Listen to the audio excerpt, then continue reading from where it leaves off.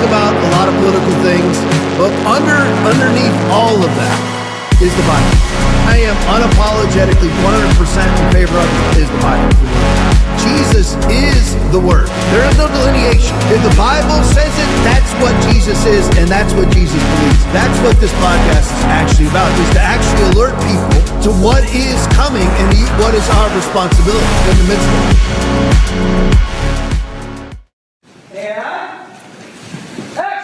Secretary Kristi Noem must resign or face impeachment.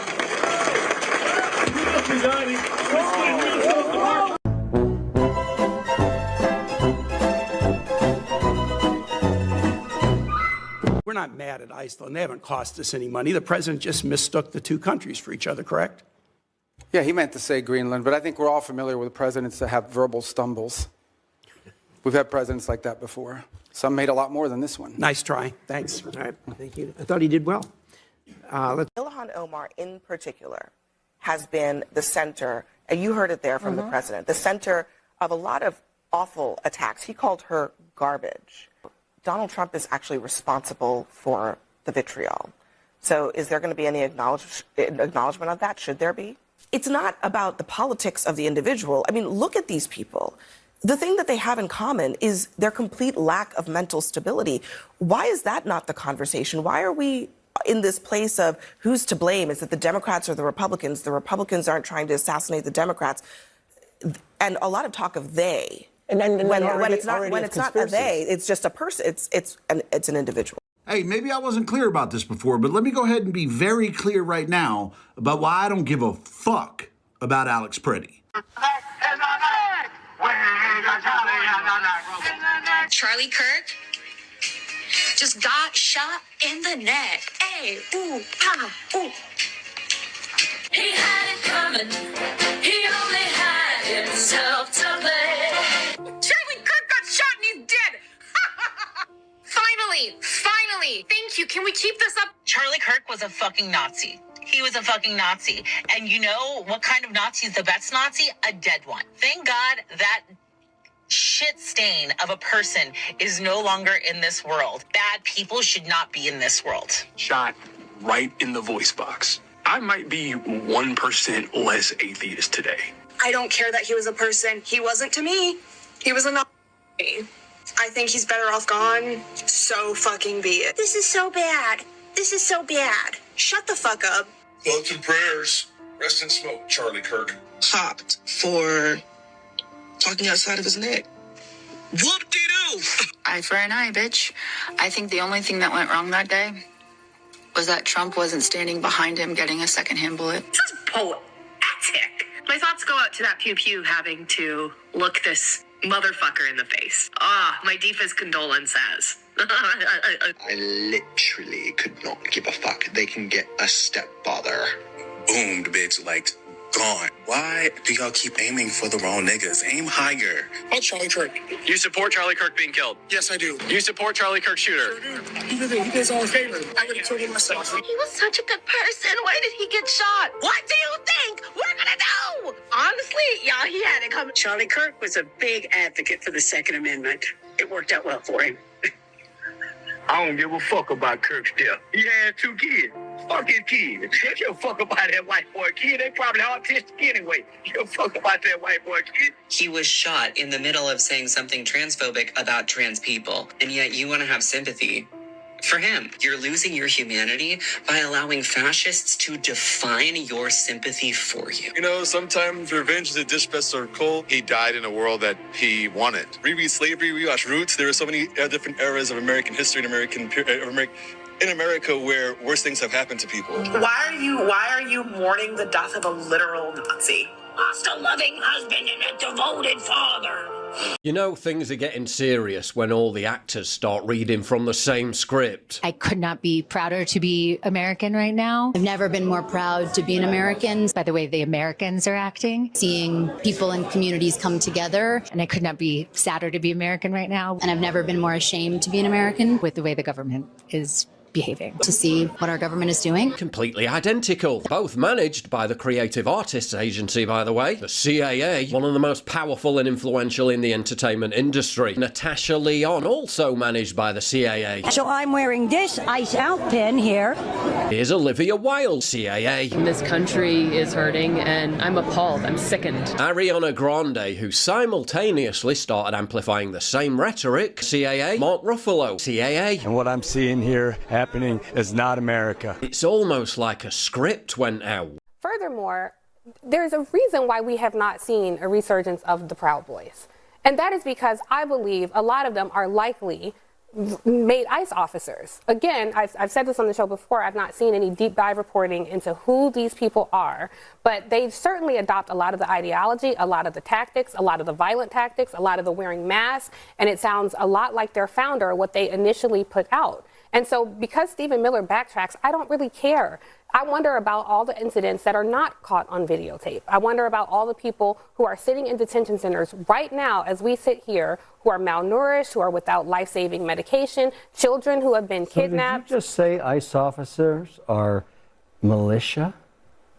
Yes, have you not been paying attention? Yeah, I think you're certainly mirror stretching it a the little Gestapo. bit. You know, that's very. I don't think I'm stretching anything. I Yeah. think we have seen That's- what we well, have not seen. you know, What we have this not is seen are actually a gang members committing this is a violence. What we federal have seen state are mandate. ICE agents You're who pushing that a kill little people. bit But there. Tiffany, That's you're way saying that offside. you're just making a supposition here. There's no concrete evidence of You got to be actual careful. Proud That's Boys members. that's way there was offside. some supports. DHS. There was some men and women serving the actually, government. we have seen white supremacist tattoos. Risking their lives, on- serving the government. Risking their and you're lives, they're calling them, taking lives, You're calling them Kevin. Proud Boy militia. You're- Did you say that? I did not call them a Proud Boy militia, but I think it's disgraceful that you're sitting here. I'm actually not. But I think that there are white supremacist tattoos on their White necks. We have seen- supremacist federal officers. Yeah, white supremacist federal officers. Like, where are you going with this? Why would you say that? I'm going with my eyes, ears, and logic. There have been multiple ICE agents who have white supremacist Men and women tattoos working on for their the necks. federal government, risking their lives, carrying out a mandate, and they're white supremacists? Yes, and you're a member of a cult, so I don't expect you to have logic. Whoa. I think the generalizations here are a bit of an overreach. Yeah, That and being let's said, not make personal attacks. Jocelyn Nungary, Laken Riley, Rachel Morin, Molly Tibbetts. I'm going to just do it because this is just, I can't believe that we're still talking about this stuff. Here's 3 pages of women who have been murdered by illegal aliens in the last 7 or 8 years. The 7 or 8 years that we have been here talking about this and mocked over it. When we showed the embassy, showed the border being overrun and people laughed at us. And now you're here. It's like you're the maid trying to clean up a mess and somebody there is staring at you going, oh, you got to clean it up better. No, you made the mess. This is the Democrat Party's mess that we are trying to clean up. And you're saying, wow, these ICE agents are using terrible language. We don't care. I'm bored by this. I'm absolutely bored by this. I'm bored by the Nazi stuff. I'm bored by the concerned people in the media. They were not concerned when innocent women were raped and murdered. They didn't care about the 50 who died when they were incarcerated under Obama. They didn't care about the 27 or 30 that were shot under Obama. But now they care now. You deserve no attention on this. You deserve no credibility on this. It's actually comical because here's my feeling. It seems like you're ready for another one.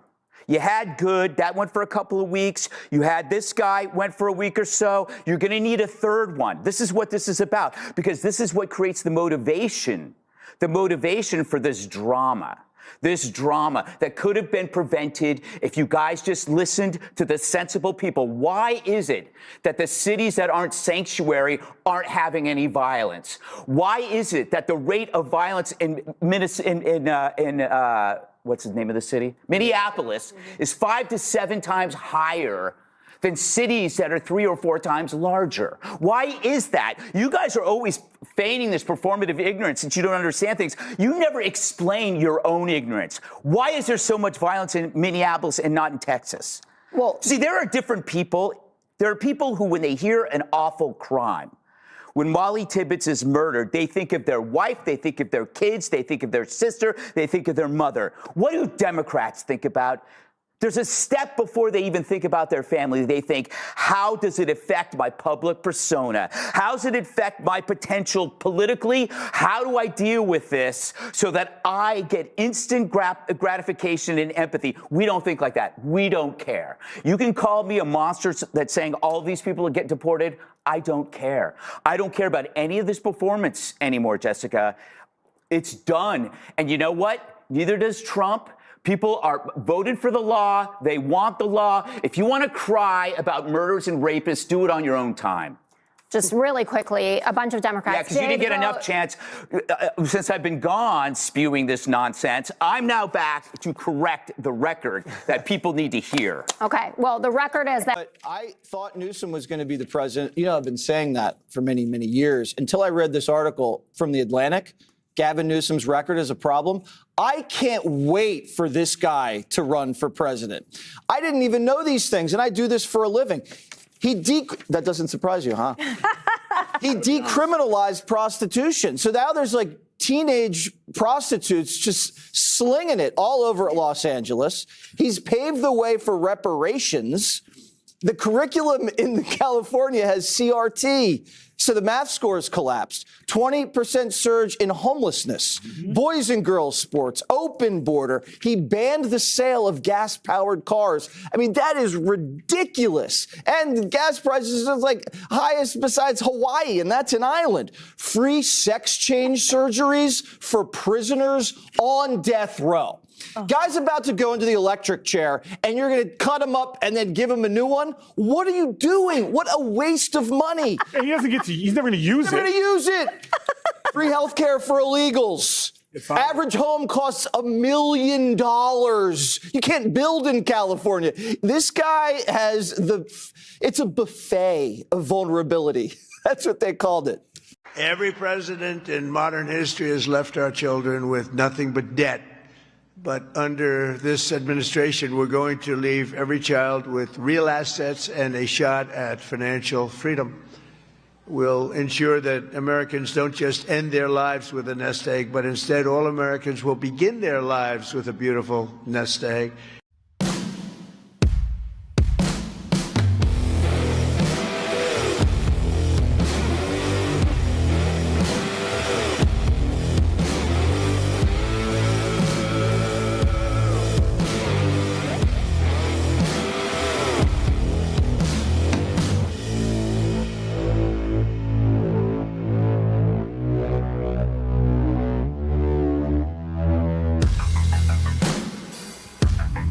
Wednesday night, and we are live. Hope everybody's doing good. As always, be blessed in the mighty name of Jesus. Can you believe it? I just have to comment on this one thing. You believe that Bill Belichick wasn't voted into the Hall of Fame today? Dude. I mean, this just shows you that is the absolute living. It doesn't matter whether you're a Patriot fan or not. Doesn't matter whether you like Bill Belichick or not. What matters is facts and logic. How in the world he has won. Now, you had, I'm trying to remember the other first ballot Hall of Famers, Chuck Noll, first ballot coach Hall of Famers, Don Shula, Chuck Noll, and somebody else, I can't remember which. But anyway, he has more Super Bowl wins than all three of them combined. He has more playoff wins than all three of them combined. He has more divisional titles than all three of them combined. He has more playoff wins than them, everything. This is literally the epitome of our political system. Is a few idiots. All you have to do is get 40 out of 50 votes and you get voted in. So there was 11 people or more that voted for Bill Belichick not to be in the Hall of Fame. How is that? That is akin to not voting in Michael Jordan to the NBA Hall of Fame. Yeah. How do you do that? I mean, I'm not going to talk about it for very long, but I just was, because I was watching Pat McAfee today, and I'm sitting there going, I'm reading the Chiron wrong. I'm reading it wrong. Because it was kind of going back and forth because it was actually talking about Jimmy Johnson's response to it, which he was flabbergasted by it. But so I'm like, it must be talking about Jimmy Johnson, but Jimmy Johnson's already in.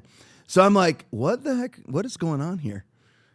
8 Super Bowl wins. 8. More than all other coaches that were first ballot Hall of Famers combined. This just shows you, though, how people are. And how ridiculous people are. and just how agenda-driven people are because they're like, you know what, I don't like him because he wasn't friendly to the media. It had nothing to do with it. How many football games did the guy win? That is, again, akin to not voting in Michael Jordan into the NBA Hall of Fame or Babe Ruth into the MLB Hall of Fame. What are you doing? Amazing. But anyway, it just shows you. It's the epitome of our political system. Let me say it, everybody in the chat. JGCK is on. Mr. Cool Dude is on. Guitar Glenn is on. Wade Away is on. K4 VMS is on. Ever Eden is on. Key Lime 13 is on. Guitar Glenn is on. Gloyd Shaw is on. Slyland is on. General Plowman is on. Milwaukee James is on. Wade Away is on. Motorcycles on. Key Lime 13 is on. Black Bart is on. USA Abby Girl is on. Biggie 926 is on. Let me see here. Bud 64 is on. California 960 is on. Mike Griffith is on. Let me see here. N. Johns 127 is on. Veronica 18201 is on. Hanslick Donovan is on. Les Cruz Brown is on. Deb Powell 50 is on. Let me see here. Release the Hog is on. Serene Pickle is on. Let me see here. Captain Cliff is on. Let me grab just a couple more here. Let me see. Trisha Snow is on. Snag Dog is on. Hanslick Donovan is on. Corporate Meat is on. Let me see who else we got here. Earth Tours is on. Clean Sanchez is on. The Great T1AU is on. Buckeye Nut 1968 is on. TJT1 is on. Ever Eden is on. Uncle Wally is on. Aphrodites is on. Robin Aroni is on. Mobetta 01 is on. Let me grab one or two more. Conservative Warrior is on. Always Under Pressure 70 times 7 is on. Appreciate you guys. Love each and every one of you. All right, so let's hop right back to Minneapolis, shall we? Everybody sick of it yet? I'm not. Let's see with me is I don't get sick of stuff. I really don't. I mean, I do eventually, maybe, but I really don't get sick of it unless it's just absolutely nothing is happening or whatever, and it's just a constant regurgitation of something that already happened. But now everybody's deep diving into Alex Preddy. And before I show you these videos, Alex Preddy's parents have now come out. A lot of you have already heard these things. There's credit Alex Jones, credit Nick Fuentes, credit Bannon. Everybody else has put this out, and numerous others. Cam Higbee, but his parents have come out and they said, you know what? And this is the glorious nurse, Aaron, the one that everybody loves. Okay, he hadn't been a nurse for months. He hasn't been reporting for work for months, and they were reporting weird. I don't want to put labels on it that they didn't put on it, but crazy mental behavior. That he was acting in a crazy fashion. That things had gone really south for the guy. So everyone's talking about he goes from the emergency room out to the road, back to the emergency room, saving lives, then going out and protesting ICE. No, he hadn't been saving lives for many, many months now. His parents are very concerned for him. He was no longer reporting for work, and he was exhibiting mental health issues. All right, so let's break these down. Townhall.com video breaking on January 13th, 28th, Aaron. Yeah. 28th. All right. So what, 15 days ago. Yep. And now we already have that. And 1 week ago, prior to him being shot, his ribs were broken by ICE too, because he was, again, obstructing what ICE was attempting to do and ended up having to be tackled to the ground then and somehow wasn't arrested. But on January 13th, so basically a week before the shooting, you had the broken rib. And now another week before that, you have January 13th, a Minneapolis protester who appears to be Alex Preddy, which, by the way, it is, was filmed spitting at federal agents. I thought he was a lifesaver and a nice guy that everybody loved. Oh, not so much. Breaking the SUV's taillights during a heated exchange. Play for me. This is a moment the news movement filmed on January 13th in Minneapolis, showing a man who appears to be Alex Preddy interacting with federal immigration agents 11 days before Border Patrol shot and killed him. Our footage was analyzed by the BBC, whose facial recognition technology confirmed his identity to a 97% degree of accuracy. On the morning of January 13th, our team received a tip that federal agents were blocking a street at the corner of East 36 and Park Avenue in Minneapolis. We arrived around 10:15 a.m. We saw observers shouting at the agents as they walked back to their vehicles. When they started driving away, the man kicked their taillight. An agent then got out of the vehicle, grabbed him, and pushed him to the ground.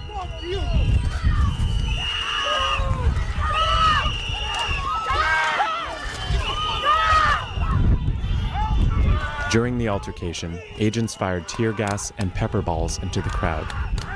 They continued to hold the man down before they retreat and he walks away.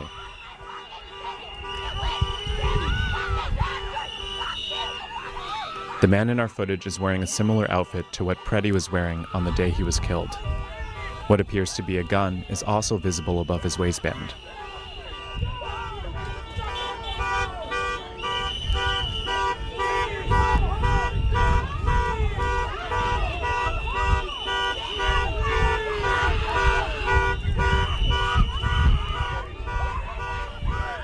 Here, he continues to stand at the scene.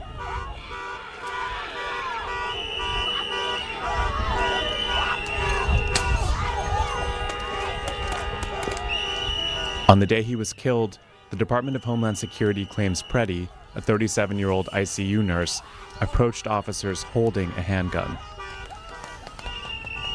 That claim has been contradicted by analysis of bystander videos from multiple news investigations, which concluded that Preddy was holding a phone, not a gun, when he was pinned to the street.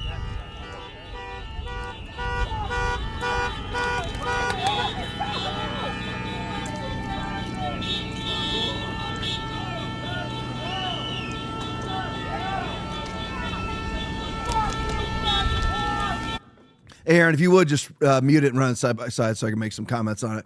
But anyway, I'll just make them as they come along. It's no real time, no time specificity here. But anyway, so here we have Alex Preddy kicking the crap out of a federal vehicle, Ford Expedition. Now, right there, folks, that's felony.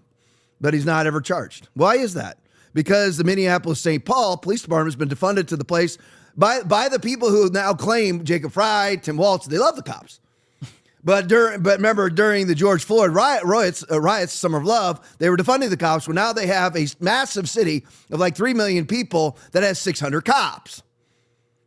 That's unheard of, by the way. D.C., again, not D.C. Metro Police Department. The Capitol Hill Police Department is 2,700 people, and that's a 2 square mile area. Not to mention D.C. Metro Police. That's another couple thousand cops. But anyway, I digress. So he should have been arrested for that. And I'm just going to make all the comments, that I've made before. And by the way, what a little pansy getting just chucked by one dude. What a little pansy boy. Obviously on a receiver in a homosexual relationship. But anyway, he's the receiver of the strap-on. But anyway, here you have, once again, this crowd. Now, again, I love the cops, okay? I do. I'm critical of them when they need criticism, like during COVID. But I love the cops. Was one for 25 years. I understand tactically what's going on here. And you notice everybody here, with the exception of people alleging to be in the media, which they aren't, are all wearing the COVID mask, which, of course, was institutionalized by the globalist left. Because it's actually, if you actually watch the video a little bit, it's tough to watch, make you seasick. But anyway, if you watch it, everybody's got a mask on. And that is illegal. It's actually illegal to do that in every state in the union, but COVID made it legal. It's still not even legal, but COVID made it societally legal for all these people to mask themselves in public, which again was all on purpose because they want to usher in color revolutions. In order to usher in color revolutions, you have to have people operating anonymously, which these people are with their COVID masks on. I saw one interview of a woman who's asked, it's January of 2026. Notice you got your COVID mask on. And then she's so stupid that she gives her name anyways, but says she wants to conceal her identity. That's left. But notice they all have masks on. But why was he not charged? He should have been charged with felony level vandalism, battery on law enforcement officer, resisting arrest, obstruction, anything and everything, and he would have been off the streets. All of this, everything you're seeing right here that he's doing is criminal activity. So this is him. This is the innocent nurse that everybody loves. All right, we'll go to the next one. Patriot Dad EV20 video. Alex Preddy's final assignment with ICE Watch. ICE Watch is the group of people that have their own Signal Chat, right, Aaron? Signal Chat, yep. Signal Chat dispatch group. They have hundreds of people on Signal Chat directly linked to the lieutenant governor, directly linked to Tim Waltz, and numerous other people. And Alex Preddy was part of it, but he's just an innocent ER nurse. That's what the media tells us. I can't believe they even mentioned his name, that you just don't say ER nurse like Maryland Dad, lesbian poet, Renee Good, all that stuff. And instead, that's what we get. But he's actually part of institutionalized obstruction. They are actually on the radio dispatching each other. But anyway, Alex Preddy's final assignment with ICE Watch. Play it for me. Did online investigators just find the final assignment that Alex Preddy accepted when he was on shift with the domestic terror organization ICE Watch? The work that some of these investigators are doing is going to save this country. The Oversight Project over on X just released a thread earlier today that shows what many people believe to be the last assignment that Alex Preedy accepted. In this thread, using the data that was released from Cam Higby's infiltration of the signal communication channels, shows everything that seems to have led up to the event where he lost his life. For those of you that have been following along, you know how the signal chat works. They have dispatchers that are taking information in from the field, and then they're dispatching observers and other folks who are engaging in domestic terror tactics, breaking federal law. They send them out to interfere with ICE actions, to impede and to obstruct. And in this instance, Salacious B. Crumb sends out a dispatch saying multiple ICE agents at Glam Doll Donuts, 4 vehicles, pushing commuters, pepper spraying, 1 observer abducted. Next, you see a video recorded from inside the donut shop showing federal agents trying to gain entry but were locked out. One of those 2 are alleged to have been involved in the shooting of Alex Preedy. And following this thread in sequence, after Salacious B. Crumb sends out the dispatch about the event that was taking place at the donut shop, Alvin Q responds and says, at Friendship Co-op, I'm moving west on 38 to spot.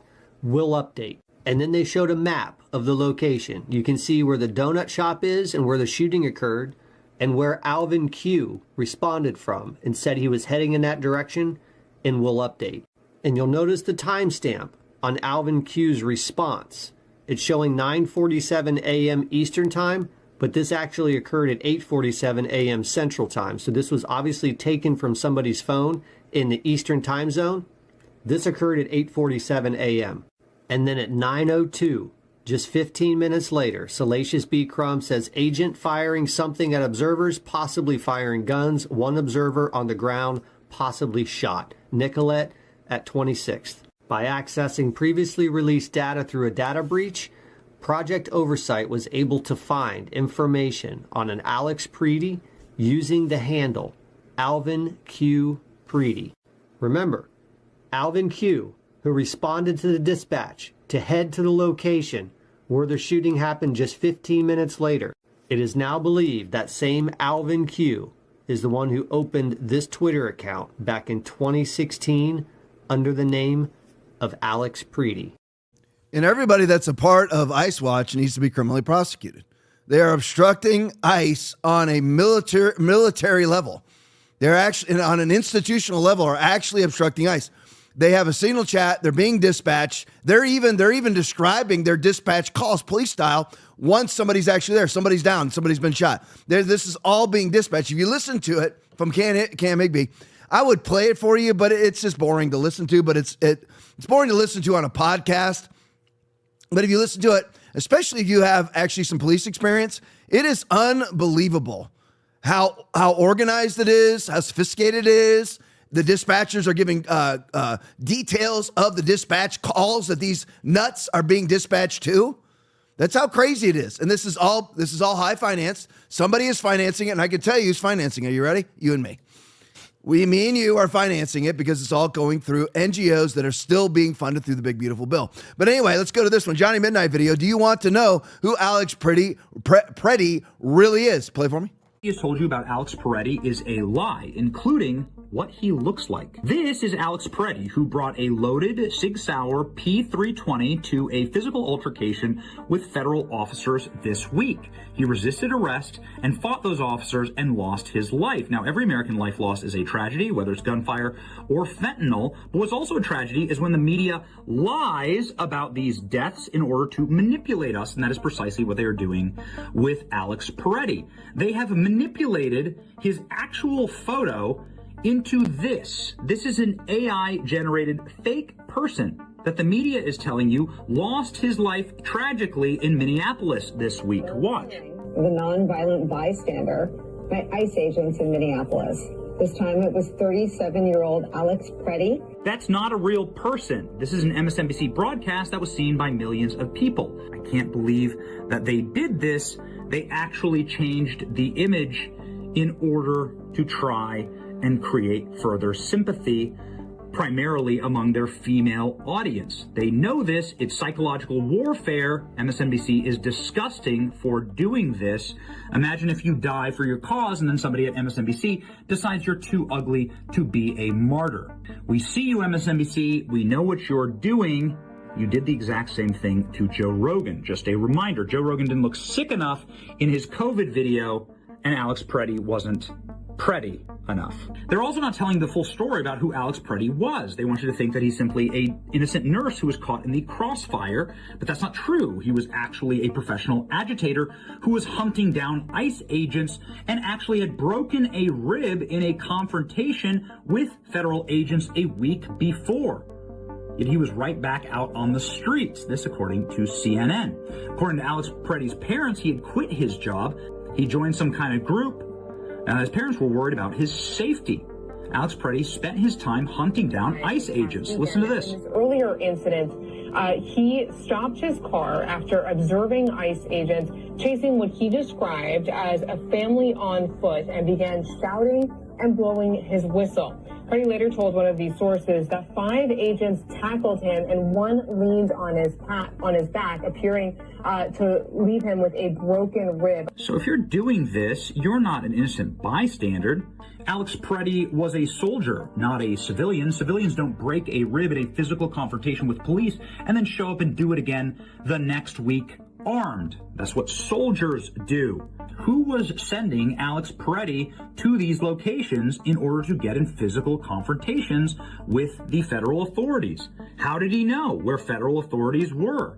There's a signal chat right now by left-wing agitators that has been infiltrated, and they say that Alex Preddy was in on these chats, following and tracking ICE agents, and was being deployed as more of a mercenary than a nurse. There are even photographs of Alex Preddy confronting federal officers and impeding in their arrests. None of this is to say that he deserved to die, but the media deserves to tell you the truth, that this was somebody who was a paid left-wing agitator and activist, somebody who was working in a coordinated fashion to try and disrupt federal officers and was known to federal officers for physical confrontations. This is a man who's totally different from the man they're trying to portray to you on TV. It's still a tragedy, but you need to hear the full story. This is who Alex Preddy actually was. See, now let me take issue with a couple of things that Benny said. First of all, this is not a tragedy. Tragedy is when one of our soldiers gets killed overseas. That's a tragedy. Helicopter crash in combat, whatever it may be. That's a tragedy. I mean, and, he said that he didn't deserve to die. Yes, he did. You put yourself in a situation where all the ingredients are in place for a righteous law enforcement shoot. You know it. You did it. Nicole Wallace claims that he is a non-violent bystander. Imagine being Nicole Wallace. Everyone, 539 people that are watching right now, every one of you look up to heaven right now and just thank God you're not Nicole Wallace. See, I mean, really, thank God you're not, because this is a person who is devoid of all integrity, all conscience, all self-awareness, all human dignity, because she watches the video and then claims that he's an innocent bystander. How are you an innocent bystander when you went over and pushed the cops? How's that? Is that innocent? Isn't innocent being innocent? Isn't being a bystander not involving yourself in the situation? Remember when we talk about innocent bystanders being killed? Those are people who catch a stray bullet.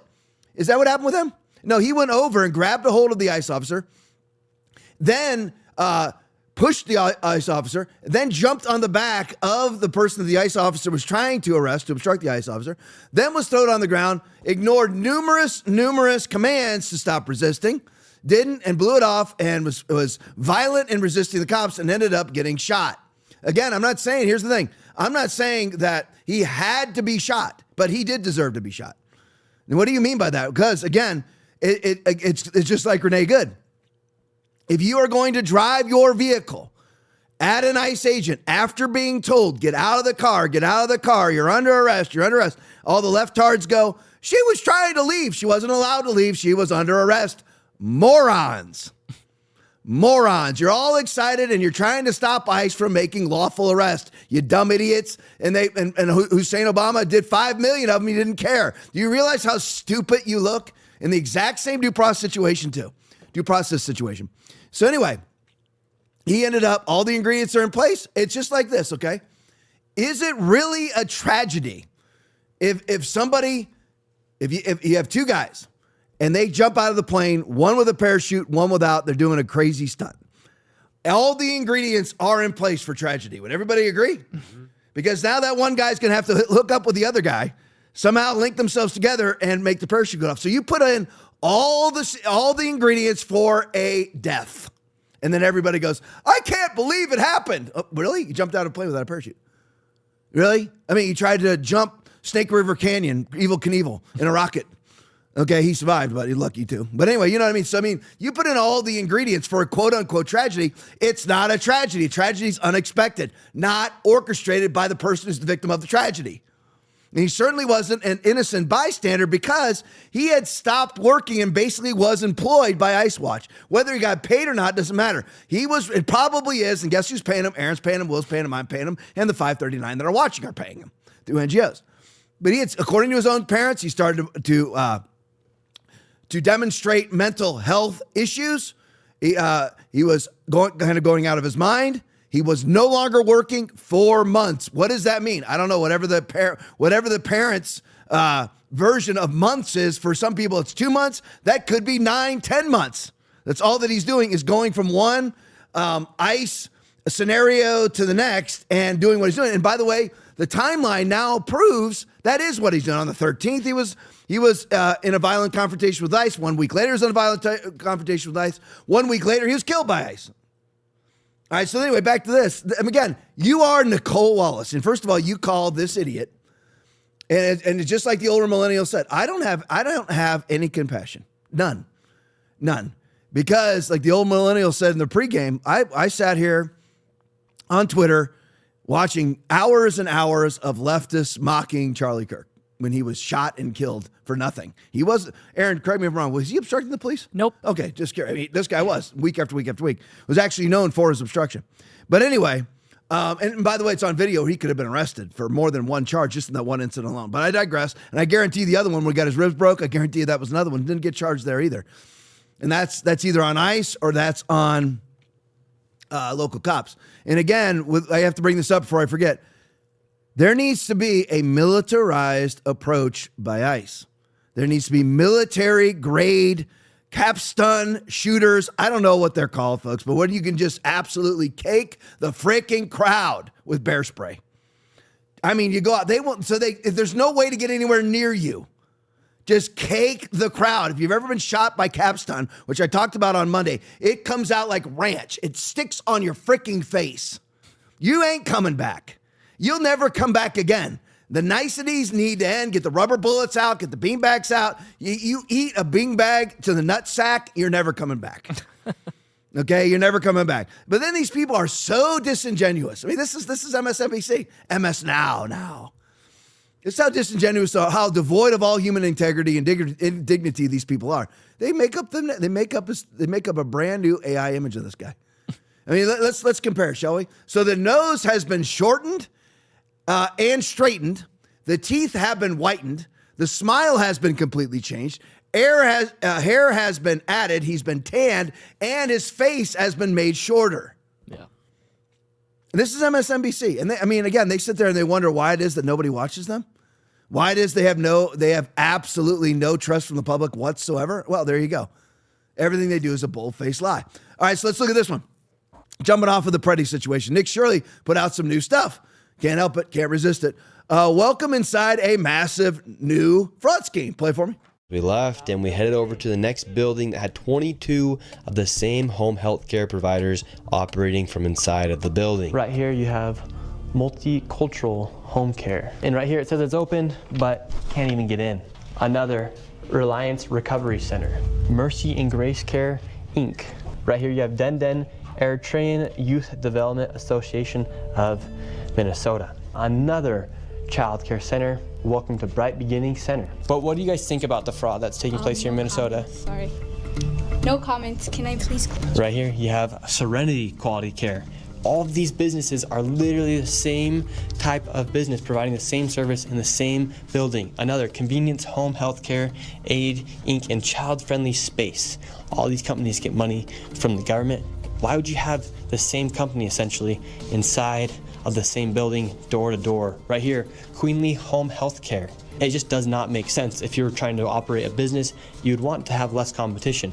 But here, they have all of their competition right next door. We're wondering, because we hear there's lots of fraud taking place here in Minnesota, and we're wondering, why is there so many of the same companies inside of this same building? No, I don't know that. What do you think about the fraud that's taking place here in Minnesota? I don't have any idea about that fraud, okay? That's it. What do you think about the news articles and what's being spread on the news about the fraud? Right now, you are doing something wrong. I'm just asking you No, you about don't the have fraud. to ask me, okay? Don't ask me that question again. Okay. Okay? Who can I speak to? Who can I speak to? Okay. As soon as you confront about the fraud, they get angry. When these people have these home healthcare companies, you're seeing them everywhere inside this building. What kind of fraud are they committing? So there's false documentation being submitted to the state of Minnesota for services never provided. They're having forms signed in advance for services that were then never rendered. As far as a year or 2 years in advance, they'll have someone sign these forms at one sitting, and then they just file those with the state of Minnesota, and nobody from the state of Minnesota bothers to check that those services were ever provided. So they're essentially just using people, saying that they had these services provided months or even years ago, then filing the paperwork and then receiving money from the government. Right, and the Somali community is a very closed community, so everybody's in on it, and they don't want to talk, as you can see. And for this building, I'm going to give an estimate of around $30 million for how much fraud is taking place. That is a very low estimate. However, still a lot of money in fraud. And do you think there is fraud taking place here? I don't know. Yeah. Do you have any idea what any of these businesses are doing? I never ask. All right, so there you go. Just look at this now. And the same thing went on. The same thing happened with Ilhan Omar. Ilhan Omar allegedly got $5 million last year in 2025 from her winery that doesn't have an office, that has not posted anything on social media since 2023. Man, Aaron, that's right. And I mean, you're having a booming business when you never put anything out. Right. Would you? Right. That's a pure sign. It's like don't put Bill Belichick in the Hall of Fame. Right? That's how logical it is. I mean, you're a great business if you never put out one post on social media. Right. You're an absolutely thriving business. The TLP every night we make somewhere between $50 and $200 a night, something like that. And the TLP through the chats, through the Rumble rants and all that stuff.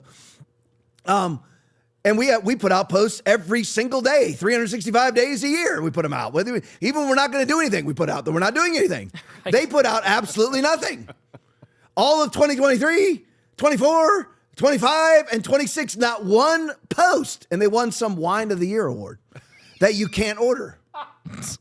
And Benny Johnson called the number on the website and nobody answered. So he called it again. And, Aaron? Nothing. Nobody answered. So then he drove out there, or dispatched somebody to go out there, and there's no winery at the address.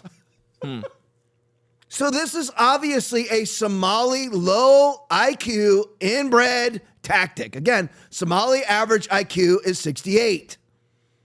This is what they do. That's why they're so stupid that they put 22 home health cares in one building. You got Serenity Healthcare, Heaven's Healthcare, Hell's Healthcare, whatever it is, all in one building. There's no patients.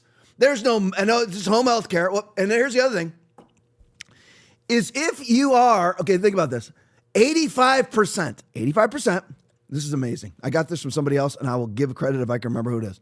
Yeah, Agravane, Ilion, Smollett, yeah, absolutely. But you think of it this way. I'm trying to think who it was. Julie Kelly, maybe. May have been Julie Kelly on Bannon.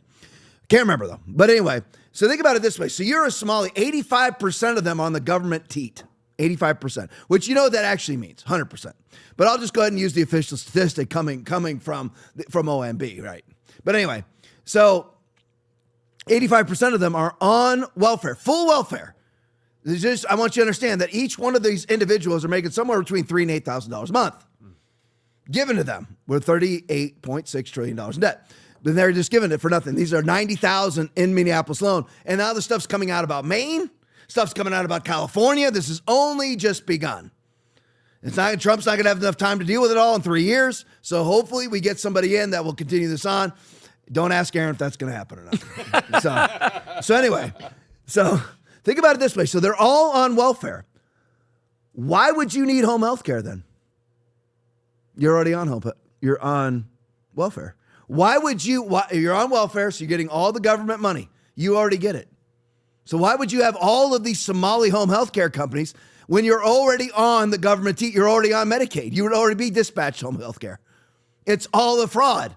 Why are there so many Somali daycare centers when they're all on welfare? Why would you need daycare if you're on welfare? I mean, and again, Will was asking, and Will shouldn't ask these logical questions. I would try to get him to stop talking like this. Yes, why is nobody ever checking this? Because Democrats, and remember, it was a Tim Walz appointee that shot the House Democrat who voted down these healthcare systems to the Somalis, all the funding for these different healthcare agencies for the Somalis. Lo and behold, that woman gets shot a day or two later. That's weird. From a Tim Walz appointee. And by the way, Lance Bolter, I think his name was. So Lance Bolter and his wife both worked for Tim Walz. Both of them. And then they claim he's a Trump fan and listens to Alex Jones. That's what they say about Lance Bolter. He worked for Tim Walz. He's a Tim Walz appointee. And so did Lance Bolter's wife. And then lo and behold, the Democrat who actually voted against financing Somali fraud gets shot dead. And luckily we're not on TikTok where you have to say pew pew. And by the way, I'll never say pew pew. I'll just not be on TikTok. Tom, that means you'll have no influence. Don't care, because what kind of influence do you have once you end up saying pew pew? And what do they say for sexual graping? Instead of raping, they say grape. The woman was raped. Okay, I am not going to bend it over and spread them wide like that. If you want to do that, and all these right-wing pundits do it, I'm like, what are you, out of your freaking mind? And that's why Rumble needs to take off. I mean, switch from TikTok to Rumble, but I digress. So anyway, Nick Shirley estimates about $30 million a year going into that building alone. $30 million a year is probably way more than that. Let's go to the next one. In Wokeness video. Here it is. Hey, side by side real quick, Aaron. Breaking, Nazra Ahmad. Remember Bananas and Rice Girl? Just was arrested in Minneapolis for assaulting federal officers. So good news there. Play for me. So I'm Somali. I'm proud to be Somali. To me, being Somali isn't just eating bananas with rice. It's a lot. It's like it's an interesting thing. It's very hard to describe what it means to be Somali and what it means to be American. But it's like a cultural fusion. It's kind of like the bananas and rice. You know, people don't really see, like, you know, it's you know, people don't think, oh, you can eat bananas with rice, but that's what it's like to be Somali and American. It's like that combination of banana and rice, but you're gonna get what I mean.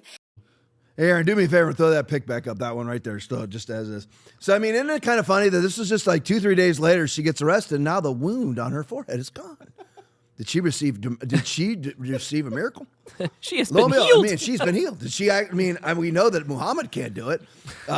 We know that. So I'm like, she turn to Jesus and get healed from her forehead injury? I love the Band-Aid on her forehead. And now, lo and behold, the Band-Aid's gone and there's no evidence of any wound. Allah must have healed her. Well, it does say, you know, that the beast can perform miracles. So maybe the devil came and healed her. I don't know. But anyway, so there she is. She's now been arrested, as she already should have been. Remember, she's the one, all these ICE officers, very Jesse Smollett style, come up to her and they're like, don't worry, we're going to get to Ilhan Omar's attack. Isn't it funny that she gets attacked with apple cider vinegar? That's what you get attacked by? That's what you would choose? It's no wonder. It's obviously orchestrated, very much Jesse Smollett style. Reminds me of Dave Chappelle. I should have busted that out in celebration of that hoax. But anyway, so now banana and rice woman, she's now in jail, hopefully on her way to prison. All right, let's get off of Somalia. Let's do something else. So I want to compare this woman right here. This is Governor Healy right here of Massachusetts, I think. Or is it Connecticut? Aaron, check that for me. Because it just says New England. I can't remember I know it's obviously New England. I can't remember where she's Massachusetts. Massachusetts, that's what I thought. Yep. So anyway, here's Governor Healy from Massachusetts. And this is actually from the Massachusetts Fiscal Alliance, which is conservative. Days after Governor Healy celebrated foreign hydropower. I wonder who made it. Aaron, give me a China. China. New England hit its first winter storm.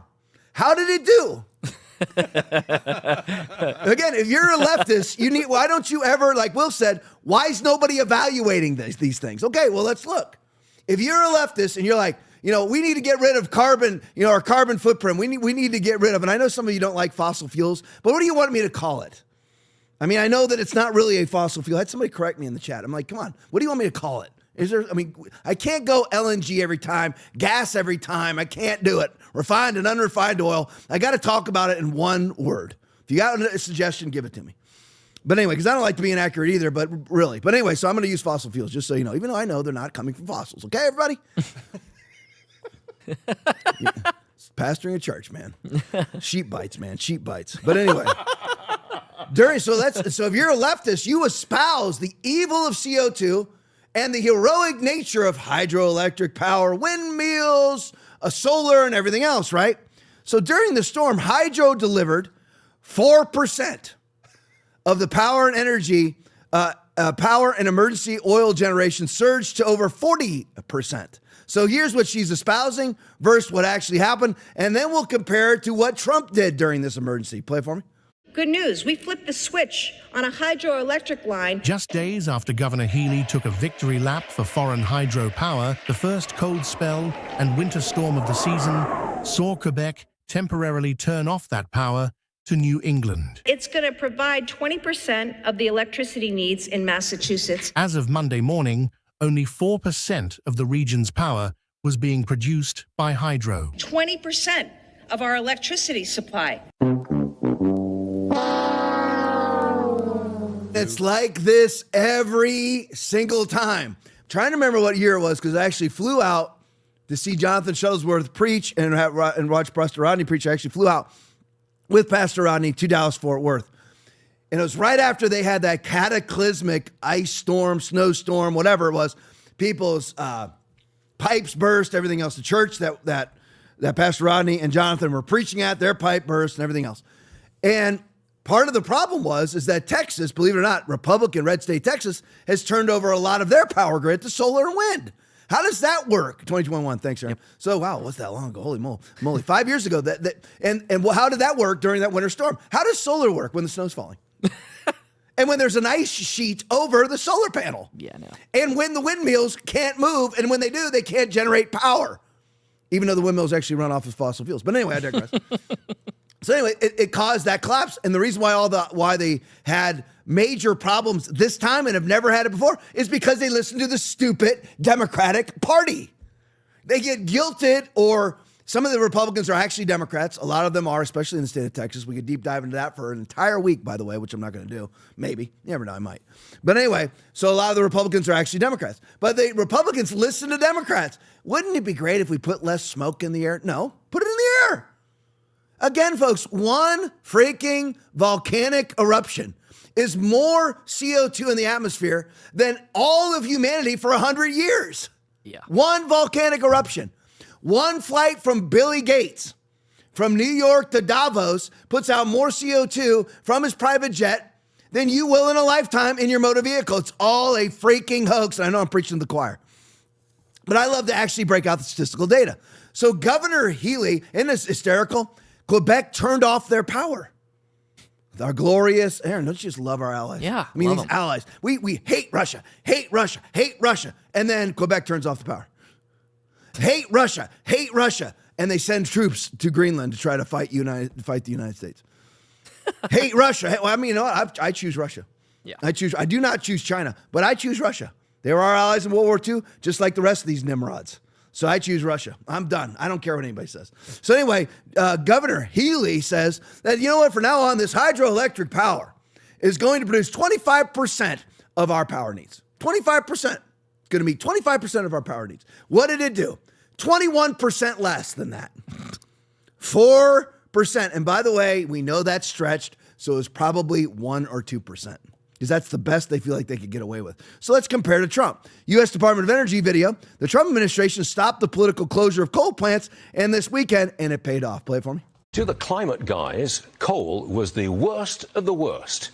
Now, with this huge storm, coal saved the electric grid. The storm was a stress test, yes it was. Odds are it would have failed the test if Biden's restrictions on fossil fuels had stayed in place. Wind and solar don't come through in an ice storm. Coal does, and it did this weekend. The Energy Department waived the rules on fossil fuel power plants, allowing them to run at maximum capacity. Months ago, the department issued orders to stop the political closure of coal plants. Secretary Chris Wright saw the problem coming and took action. That's good. Thanks to coal and the new rules on fossil fuels, the electric grid did not crash. Under strain, yes. Catastrophic collapse? No. Some perspective on renewables for you. In New England, during the storm, more power was generated by burning wood and trash than from wind. No doubt CO2 emissions did go up as nat gas, oil and coal supply the electricity we need. Better that than freeze in our own homes. It's hard to imagine what would have happened if the Green New Deal was still in place. As the Wall Street Journal puts it, quote, Americans can be grateful the Biden crowd did not succeed in forcing all coal plants to shut down. Amen to that. So what would have actually happened is people would have died, all for the agenda of the left. You're going to die. You're going to be a sacrificial martyr for the left. And sadly, just like many people lined up to be their sacrificial martyrs for the vaccines, a lot of people line up for the same way for the Green New Deal. And just imagine, now this is not this, that all this stuff just happened to be in place. No, Trump actually came in and reversed the Green New Deal, and now a whole lot of people lived. How are people dying in the European Union? They're dying of freezing to freaking death all the time now. Imagine you're trying to survive global warming and you're freezing to death. Wouldn't that ring a bell in your convoluted, deranged mind at some point? Wouldn't it? You're freezing to death while you're espousing climate change. You are voting for people that are freezing you to death. And the people who are keeping you alive are those of us who advocate for fossil fuels and coal. We're the ones, doesn't that make you want to change parties? Where the people that are actually saving your life are in one party and the people who are taking your life are in the other. And again, 42 million abortions a year. They're taking your life. Black community, 400,000+ abortions per year, and you vote one Democrat in after another. All right, so let's look at Ilhan Omar. Gizmo memes video, same one I played in the pregame, but it's going to set up this section of the show. Bravo, Ilhan Omar, on your fake attack. Play for me. And action! Secretary Kristi Noem must resign or face impeachment.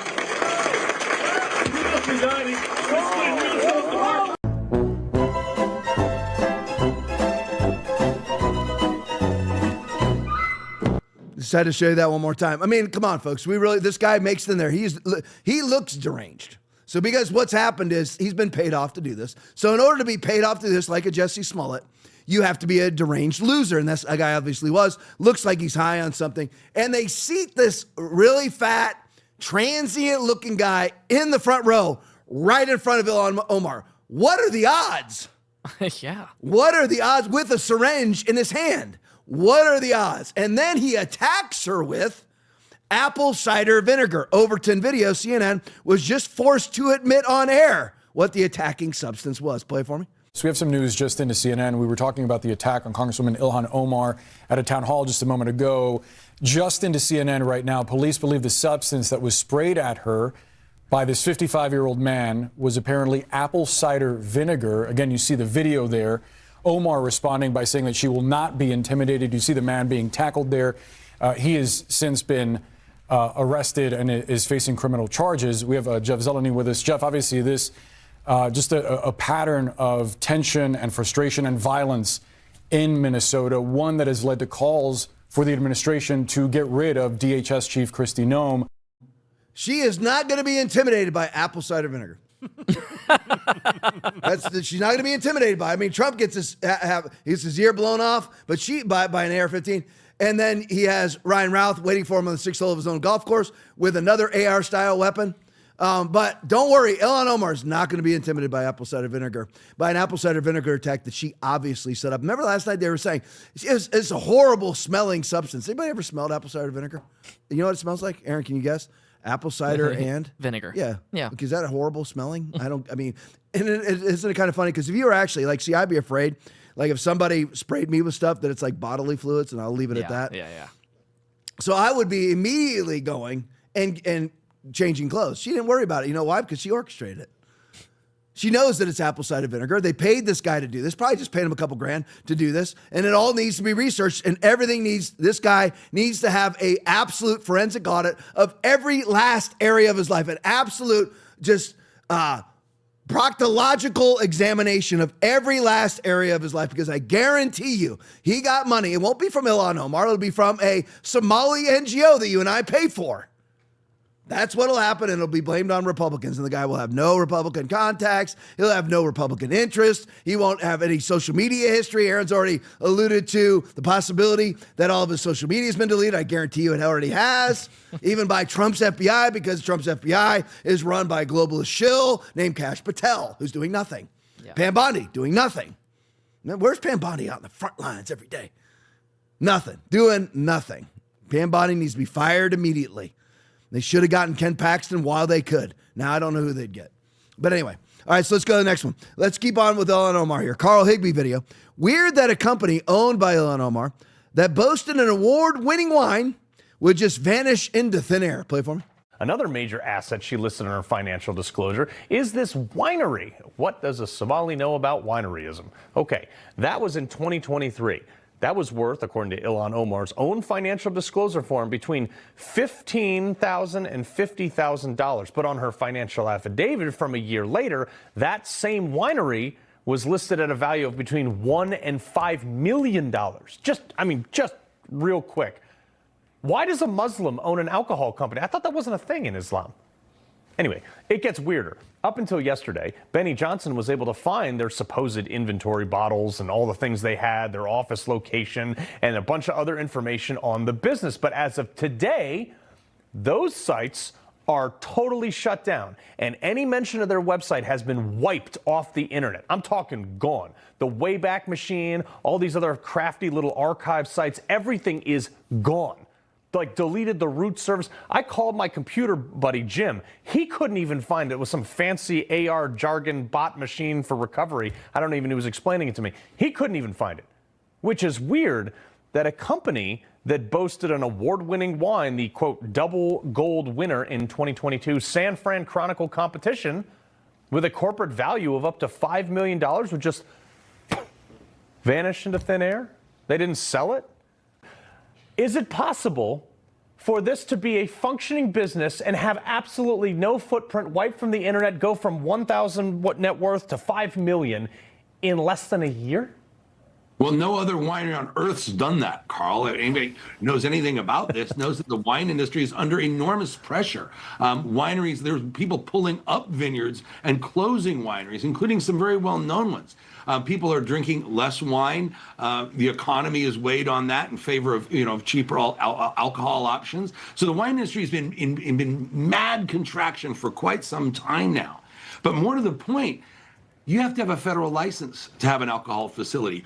Where is her winery on the TTB website? That's right. The federal regulatory body that does this. So no, this doesn't exist, and it's a phantasm that the idea you can have a winery increase in value. Everybody else in the wine business knows better. Yeah. There you go. So, just starting off with Michael Byrd. Michael Byrd, the one who shot Ashley Babbitt, murdered Ashley Babbitt with the cop standing right behind her. Like Aaron's thinking, Tom, get past it. I can't imagine it. Okay, you shoot somebody in the neck with cops standing right behind her that are at ease. They're at ease. They're standing there. It's a Capitol Hill Police SWAT team standing right behind her doing nothing, and you shoot her through the neck, and you consider that to be a justifiable shooting. Leaves his gun in the bathroom, still gets promoted. But anyway, I digress. But Michael Byrd. So Michael Byrd runs a daycare center out of his home, him and his wife. They have brought in tens of millions of dollars over the last 17 years. Tens of millions, could be hundreds of millions, tens of millions that we know about, right? They have no license. There's not one person living at the home who has a license. They've never received one social media review. And they've had this for 17 years. And they've never gotten one social media review. Listen, these people, this would not be hard. This would not be hard to trace all of this back. All you need is a forensic financial audit of everybody's finances, and they're all going to prison. Starting with, let's go back to front with Ilhan Omar. Ilhan Omar has no federal license, nor does her husband. Like Nevitt is like his last name. They have no federal license to have a winery. Well, I mean, again, it harkens back to Bill Belichick not going in the Hall of Fame. It makes absolutely no sense. Why is this happening? Why is it that she is able to get away with this when you and I would spend 10 years in federal prison operating a winery without a license? She has no license. So therefore, she's operating without a license, which is a felony. Then she is fraudulently saying that she's producing a product, which is another multi-tier felony. She's falsely claiming on financial records fraud that in 2022, her winery that doesn't exist, Aaron, side by side, would you? Her winery that this is now the footprint of her winery. And remember, in 2023, Aaron, this thing was worth $5 million. And now, 3 years later, this is it. Wow. And yesterday, Benny Johnson was on the website. Why did it all come down? For everyone practicing evil, hates the light, does not come to the light list, their deeds be exposed. Why would you take it down? I'm not taking down the Foundation Church website. I'm not taking down my Facebook page. I'm not taking down my Twitter page because I have nothing to hide. Nothing to hide. Go ahead. You can do a forensic audit of all the finances at Foundation Church. Go right ahead. I have nothing to hide. I don't care. Go ahead. Do whatever you want to do. So anyway, this is what you get now when you try to look up her award-winning winery that she's gotten millions of dollars given to. We need to find out from where. She says it was worth $15,000 in 2022.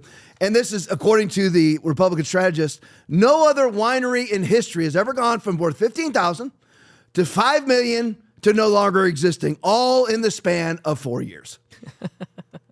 Never happened before. And there's no federal license. There is no record of this business ever existing. Sounds like every other Somali business because she is a low IQ, inbred, married her brother, Somali. This is what they do. They are pirates. And when it comes to goats, they're butt pirates. That's who these people are. That's who they are. All right. Where am I at, guys? Which one am I at? Am I at Newsmax or where am I at? Doreen Lender. Thank you. All right, Doreen Lender. Ilhan Omar may have misrepresented her birth. She claims she was 17 in the year 2000. Her birth year of 1981 was on her legislative page. Play for me. When I was 8, we came to the refugee camp and waited 4 years for that process to take place for us to relocate here to the U.S. From what I remember at the age of 12. Based on the limited information that we have, it appears that Ilhan Omar never obtained her U.S. citizenship. According to the U.S. Constitution, Article 1, Section 2, Clause 2, a person who serves in the Congress has to have been 7 years a citizen of the United States. Now, the Omar family moved to the U.S. in 1995, and by law, refugees must be a lawful permanent resident for 5 years to be eligible to apply for U.S. citizenship.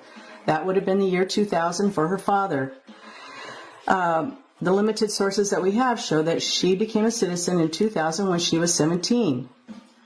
The New York Times, AP News, show that she was 17 when she became a citizen in 2000. The problem with that is that Ilhan Omar was not 17 in the year 2000.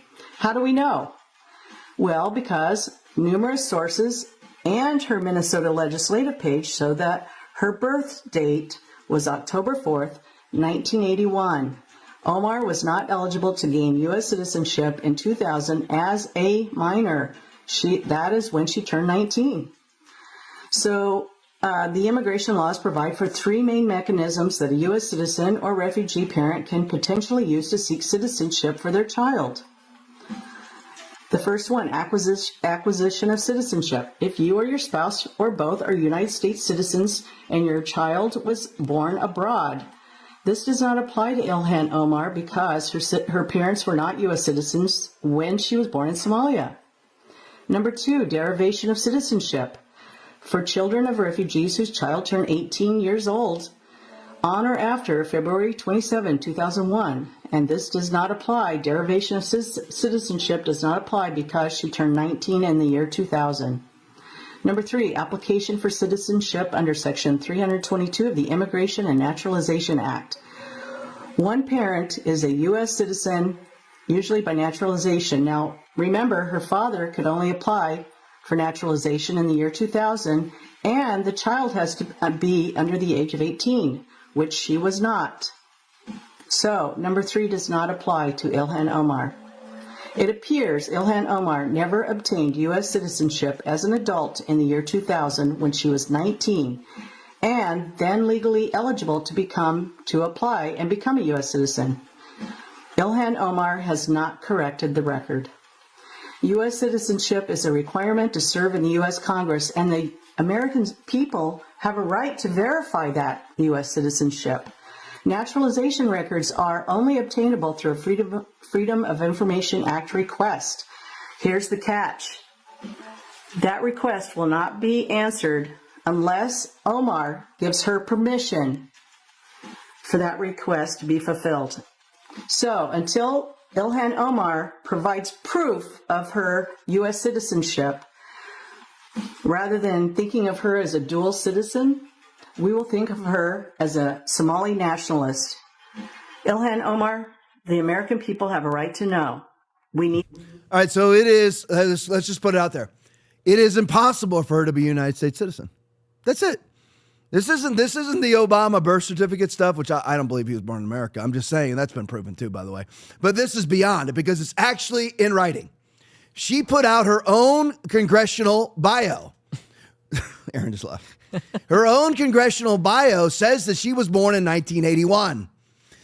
She says that she became a citizen of the United States under her father's jurisdiction, so to speak, because she's a minor. So a naturalized citizen, which, by the way, that math doesn't work either, because he couldn't have been a naturalized citizen until 2000 either himself. But I digress. But anyway, so she says that she, under the jurisdiction of her father, under the auspices of being a minor, was grafted in citizenship because her father became a naturalized citizen, which is law, by the way, which shouldn't be, but it is.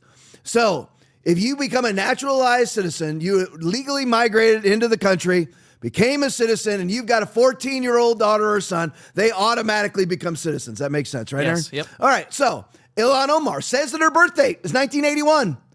It is mathematically impossible, clinically impossible, cognitively impossible for her then to be 17 in 2000. She would have to be some variable of 19. So she could not have been grafted in via being a juvenile with her father. She's not a citizen. There's no way she is. And this record is still standing because these leftists have such audacity that they think nobody's ever going to check. And even if they do check, somehow she'll claim it's a mistake. It's a clerical error. Oh, wait a minute. What year do I need to be born to be a minor? I was born in 1983. Sorry, I put up a mistake. I mean, it's just been standing there for years. Yeah, I mean, come on, all of us, every single, you always mistake your date of birth, right? It's just like one more thing on the Belichick thing. Bill Polian, former general manager of the Colts, big adversary of Bill Belichick, is allegedly pseudo behind him not getting in. And what Bill Polian says is, I think I voted for Belichick to get in. You don't remember whether they vote in 4 or 5 people. You don't remember whether you voted for him or not. These people, just sitting there, just bold-faced freaking lying. You're a disgusting person. Why don't you just stand up and say, I hate Bill Belichick. I think he's a cheater. I didn't vote for him. Why don't you grow some freaking nuts, Polian? And it's the same thing with Ilhan Omar. You're not a citizen. And nobody has the nuts to actually go and investigate this woman, because if you do, you're going to be called Islamophobic. You're going to be called xenophobic. You're going to be called a racist or whatever it may be. Whatever slurs they want to throw at you. And you got to be like me and just don't care. All right, 10-12. That's good. I got so much other stuff, guys. I got a vaccine thing that you got to see. You got to see. But I can't. And I got all the stuff, the election stuff coming out of Georgia right now, which is unreal. But Aaron just takes so freaking long during the podcast. All of his comments and his interjections and everything else. All right, what do we got for rants, Aaron? Throw up the first one. We got 8 of them. All right, we got 8 rants. Let's hit them.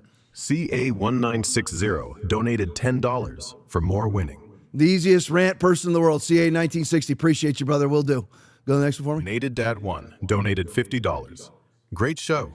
Thank you for doing the hard work. You got it, Nate Dad 1. Appreciate you, man. I see you every time. I'll tell you, that's what matters the most to pastors and podcasters is attendance. Go to the next one. Earth Tours donated $20. During the pandemic, could you have remained calm with those commies yelling and spitting in your face? If so, you've got some great restraint, brother. I don't know, man. Like, Aaron's laughing because Aaron knows me really well. Aaron literally, like, we're like very close friends. I would love to say yes, that I would. I would, but listen, I'm just being honest with you. I am a flawed human being, man. I mean, I got issues, man. Like, I have issues controlling my temper, and I nearly get into a fight every year in my life, like physical fight. I think I made it through 2025. It's like the first year that I've made it without. I'm talking about nearly getting a physical altercation. So I don't know, dude. Like, if someone spit on me, dude, it's on. Like, I mean, it's on. Oh yeah. You get too close, I can smell your stanky coffee breath. It's on. You touch me, it's on. Touch anybody, touch Aaron, it's on. Touch Will, it's on. I mean, I may lose. I'd say you'd probably, to beat me up, you have to be slightly better than average to beat me up. But I mean, I got maybe 30 seconds to a minute worth of a gas tank to fight. So, but I actually kind of know how to fight from watching my son and how you can regulate output. So I could probably make a fight last longer than my gas tank. But I would love to tell you that I would be like very pastoral, but no, I mean, just probably not. And I would be the guy too. If you surround my truck, I'm running you over. Oh yeah, I'm hitting it, and then you got to find me too afterwards because I know how to. I know how to hide from the cops too because I was one. All right, let's go to the next one. Jules 21 Hours donated $10. Thank God we have Jesus. No, there's nothing more to say than that, Jules. Absolutely right. Love her in the church every Sunday. Love you, Jules. Appreciate you. Go to the next one for me. Fedota donated $10. Even so, come Lord Jesus. Amen. Amen. Absolutely. Amen. Great white throne judgment. You'll see Fauci get dragged up on the great white throne judgment. Aaron's carnal side is like, I really don't want him to get saved because he wants them to burn. My pastoral side, I do want everybody to get saved, but I'll be honest with you, it would be tough to root for Fauci. But let's go to the next one. Robin Aroni donated $10. My daughter and I thank you for praying for my grandson last night. Zoom meeting went well, and the doors are starting to open. There we go. God Amen. Bless. Continue to open them, Lord, in Jesus' mighty name. Have your way, Lord. Now thanks be unto God, which always causes us to triumph in Christ and maketh manifest the savor of his knowledge by us in every place. 2 Corinthians 2:14, bring the victory in this situation, Lord. Not an ambiguous victory, actual victory. In Jesus' name. Go to the next one for me. G.L. Burke Jr. donated $20. Just supporting a good seed. Amen. But be not deceived. God is not mocked. For whatsoever man sows, that shall he also reap. Thank you, brother. Appreciate you. Got any more? Last one. Last one. Here we go. Craig Ninemon donated $20. Foundation Church. 10 o'clock Sunday morning. Make sure you're there either in person or online. All right, stick around for the post game. It is awesome as always. I won't keep rambling on and on and on. Stick around for it. No ads, no nothing between now and then. We're going to launch with the same Ilhan Omar director clip thing to start it off and then show you a bunch of other ones. Back here tomorrow night at 9 o'clock as always. Love you guys. God bless you. And action! Secretary Kristi Noem must resign or face impeachment.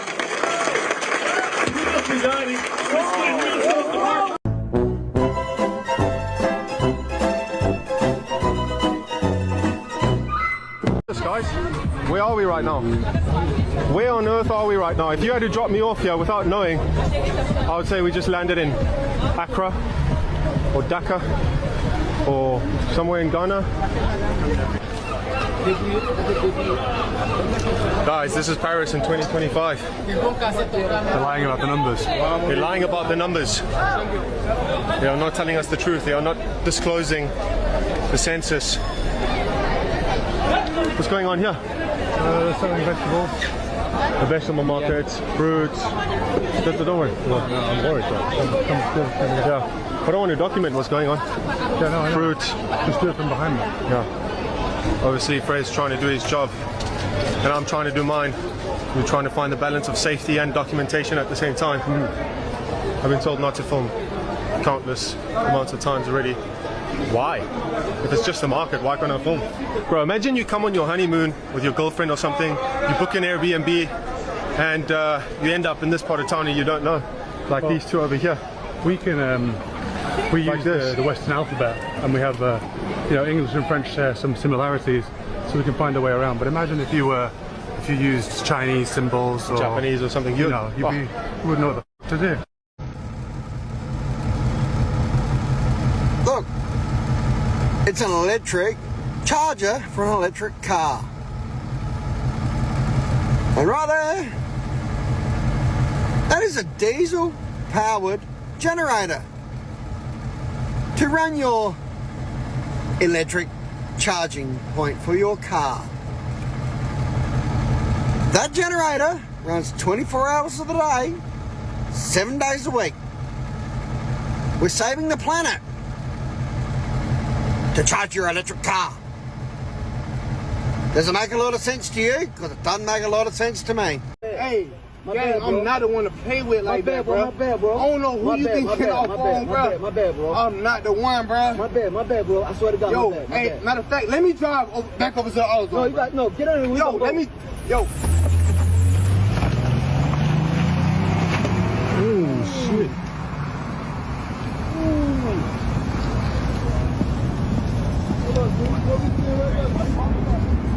Okay, I gotta hit little brother, man. Man, put off my shit, gang. You alright, bro? This shit broke. Extra, extra! Trump deported a U.S. citizen who didn't even break the law. No way! Really? Yeah. Okay, but did that really happen? Well, technically. He was an undocumented U.S. citizen, and he did break the law, but only in the sense that arson is still illegal. Technically. Technically. Well, I'm already feeling emotions, so none of those distinctions matter. What? The story was a complete lie. A lie? Because of some technicality? How about this? Trump deported a community organizer even though they were born here and never broke the law. Just because they were Hispanic. Oh my gosh, I'm so emotional about that. And when you say he was born here... The world. He was born in this world. Human like the rest of us. Technically. in Italy. And he wasn't in a gang? Oh, I get it. When white people do it, it's community organizing. But when a Venezuelan does it, he's in MS-13, technically. Yeah, seriously. You've got to be kidding me. Oh, you just want to blow that off? Well, how's this, you monster? Trump deported an aspiring nuclear physicist whose family had been here since the Mayflower, simply because he got a tan last summer and looked a little brown. I feel I need to ask for clarity. Clarity? I think it's clear you're going to hell. By here since the Mayflower, do you mean he's of Aztec descent? Technically. He was also technically Chechnya. A child trafficker. We're done here. Just another uninformed voter with his fake news.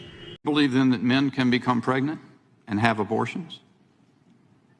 Yes. Impossible, my dear lady. That's absurd. Unthinkable. Why? Because that pipe doesn't go to the marshmallow room, it goes to the fudge room. This podcast is all about. We talk about a lot of political things, but underneath all of that is the Bible. I am unapologetically 100% in favor of it is the Bible. Jesus is the Word. There is no delineation. If the Bible says it, that's what Jesus is, and that's what Jesus believes. That's what this podcast is actually about, is to actually alert people to what is coming and what is our responsibility in the midst of it.